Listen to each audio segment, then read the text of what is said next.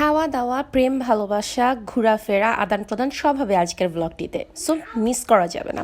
শুরু করা যাক আমার হাজব্যান্ডের প্রপোজাল দিয়ে।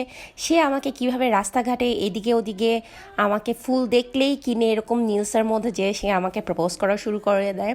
যাই হোক, আমাদের বিয়ের বয়স অনেক হয়ে গেছে, কিন্তু ভালোবাসা কিন্তু এখনও কমেনি। হ্যাঁ, একদম 100 আউট অফ 100 আছে। সো আমরা আজকে রিক্সা করে কোথায় যাচ্ছি? আমরা এখন বনানীতে আছি। আমরা বনানী থেকে যাব গুলশান, আজকে যাব স্ম্যাশে। সো আমার জামাই আমাকে যে গিফটটা দিয়েছে সেটা তো আমার একটু মানুষজনদেরকে দেখাতে হবে। দেখো দেখো আমার জামাই আমাকে কী দিয়েছে।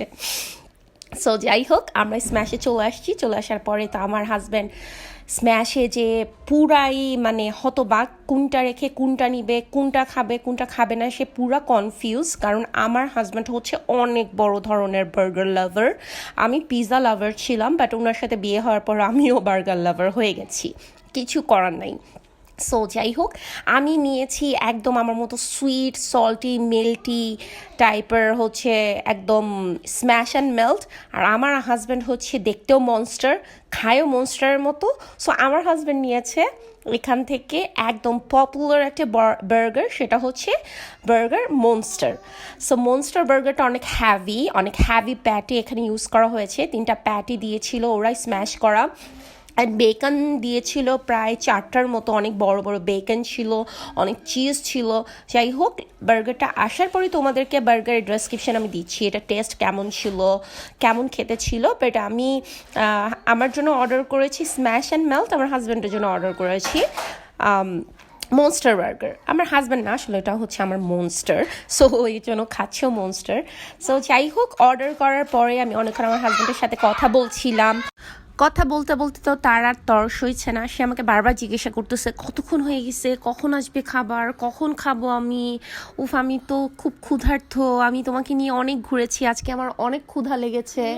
সো সে অনেক মানে আমি কি বলবো, আমি আমার হাজব্যান্ডকে নিয়ে কি বলবো। আমি তাকে নিয়ে যেখানেই যাই না কেন, যে রেস্টুরেন্টেই যাই না কেন, অর্ডার দেওয়ার লাইক 5 মিনিটের মধ্যে তার ক্ষুধা মনে হয় আরও মানে জোরে সোরে বেড়ে যায়।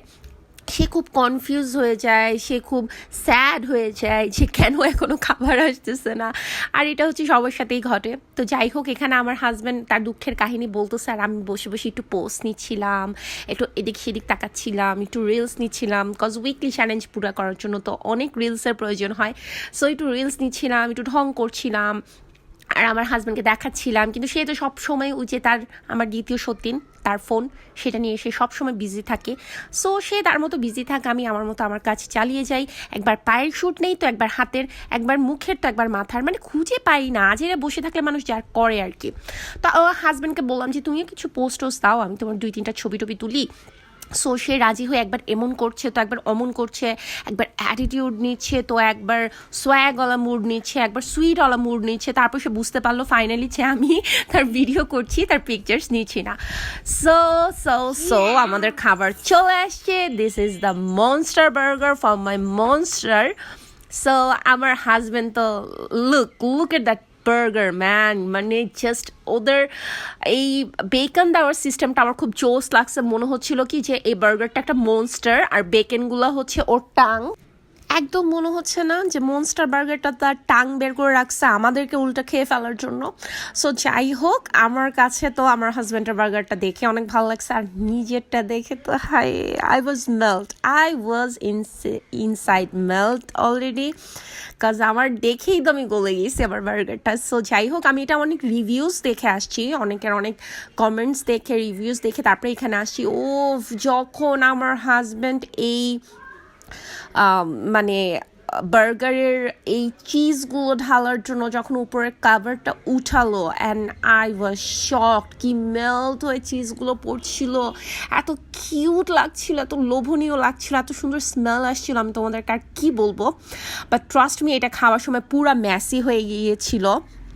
নাক মানে আমি আমার নাককে সেভ করার চেষ্টা করছিলাম, বাট এটা ডিপ হচ্ছিল বারবার। মনে হচ্ছিল আমার নাক হচ্ছে একটা ফ্রেঞ্চ ফ্রাই অ্যান্ড এটা হচ্ছে চিজ, আমি চিজের মধ্যে ফ্রেঞ্চ ফ্রাই মানে ডিপ করে করে খাচ্ছি, এরকম অবস্থা। পুরো নাক মুখ সব ভরে গিয়েছিল। বাট ইটস ওকে, একটু মজার জিনিস খেতে হলে একটু তো মানে কষ্ট করতেই হবে, কিছু করার নাই, but test was very good 100 out of 100। মানে আমি অলওয়েজ ঢাকার চিলক্সের বার্গার খুব বেশি পছন্দ করি, বিকজ চিলক্সের বার্গারটা অনেক জুসি, অনেক সসি হয়, but smash 100 out of 100। So যাই হোক, খাওয়া দাওয়া শেষ, সোনার বাংলাদেশ। আমার হাজব্যান্ডের পেট দেখে বোঝা যাচ্ছে সে পুরো ফুল, আমিও ফুল আলহামদুলিল্লাহ। ইনশাল্লাহ দেখা হবে নেক্সট কোনো ভ্লগে। আল্লাহ হাফিজ, থ্যাংকস ফর ওয়াচিং।